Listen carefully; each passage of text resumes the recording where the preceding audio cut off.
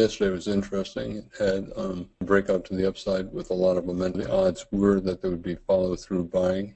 Small possibility that it would simply be a wedge. It turned out that that was what happened. Since yesterday was a trading range and today was opening in the middle of that range, the odds were that it would trade sideways, especially within this trading range that we had yesterday.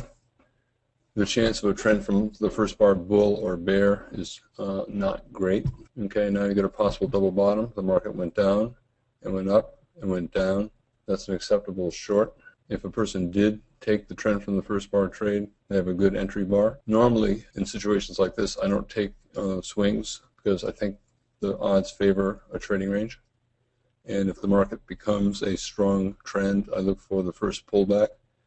And the first pullback usually comes on the 4th, 5th, or 6th bar of the day. Okay, now you get 4 down bars, 5 down bars, the range is getting bigger, 6 down bars, so this is a very strong breakout to the downside. It's a spike. Okay, first pause bar, but it's after 6 down bars. I think 6, yeah, it looks like 6 down bars. However, the first pause bar is still a setup for a short. But I think after 6 down bars, I would just scalp it. I wouldn't be looking for a swing at this point. There's too much risk that we traded below yesterday's low.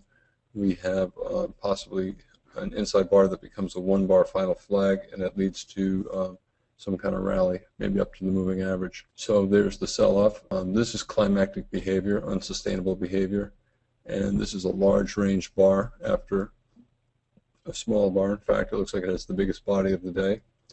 So that's another sell climax. Okay, get a bull inside bar closing on its high. I think that's a good setup. You know, the market might go up for a couple points, maybe 3 points. But since it's counter trend, if you take it and you're trying to get 2 points or 4 points, you're going to have to allow pullbacks, because counter trend trades usually have pullbacks. Okay, good looking entry bar, bad looking follow through. You can see it's 6 ticks above the signal bar. Some traders are scalping out.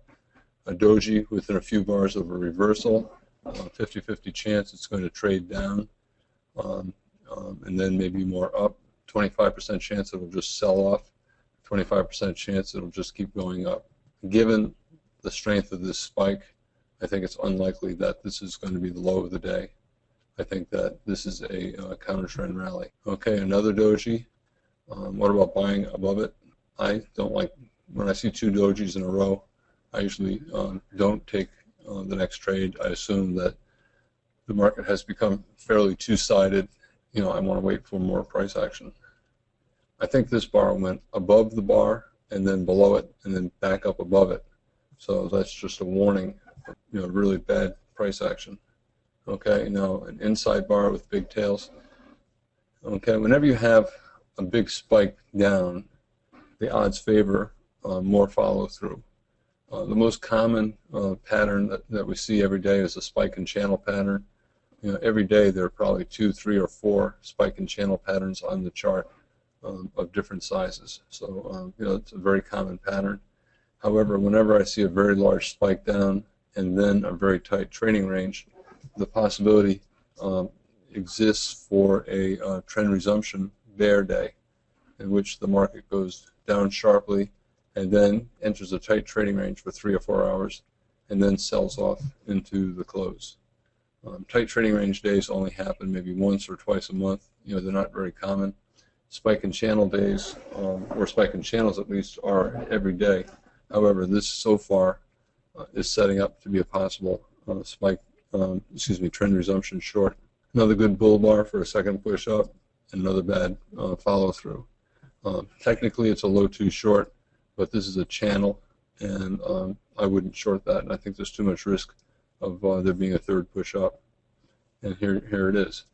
Now normally when you have a failed low 2, it's a buy, and but this is also a tight trading range, so I would not buy above that bar. Now you get 3 pushes up, and it's a wedge bear flag. I think it's setting up a short. I was hoping for a bear bar, and instead I think we got an outside down bar. So that's forcing traders either to enter outside down or at the bottom of the bear bar, which is also the bottom of a tight trading range.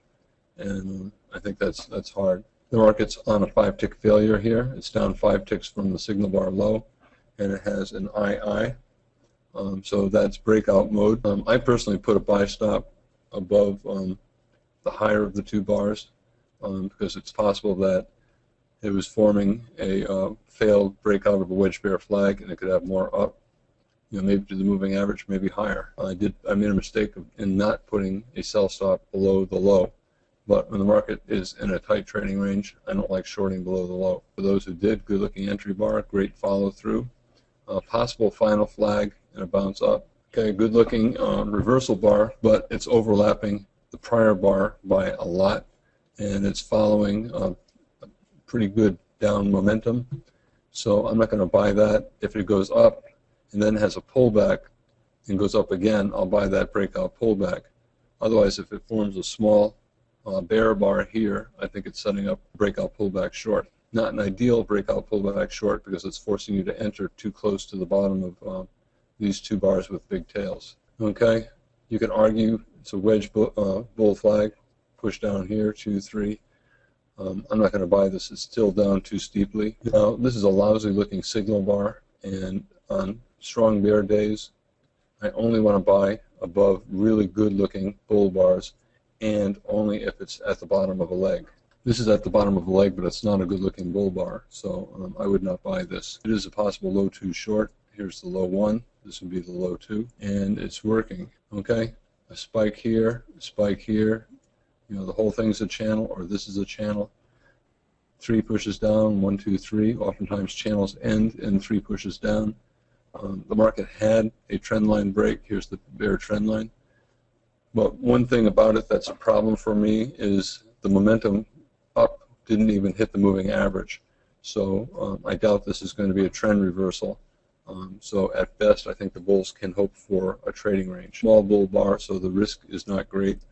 It's counter trend, so I think you should scalp most or all. Okay looking signal bar.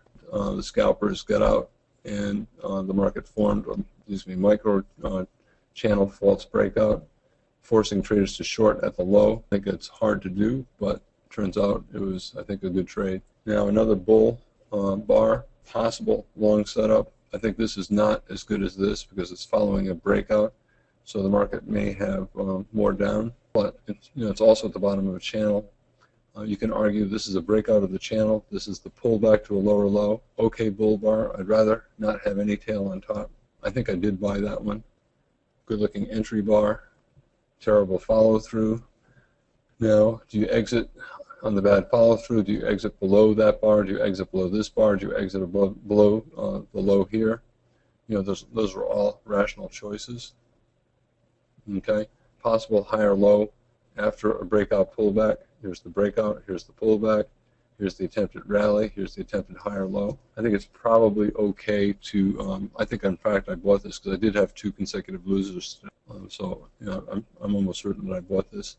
And that was probably more aggressive. Obviously in hindsight it was more aggressive than I should have been. Now you get 2 legs up and a possible low 2 short, and you decide, do you just get out or do you reverse, assuming it triggers. Not a good looking signal bar, not a good looking entry bar, but it sold up some more. Okay, at this point, the market's in a channel, a bear channel after a big spike. It may have a measured move down from the top of the channel to the bottom of the channel and then project down. It's a wedge bear flag. It could have a measured move down here and then try to rally up, maybe to the top of the channel and into a large trading range. Anyway, at this point, when it's this strong, and the longs only have had a couple scalps here and here, I think I can only buy really good looking reversals, and they have to have good looking bull bars. Otherwise I can only short.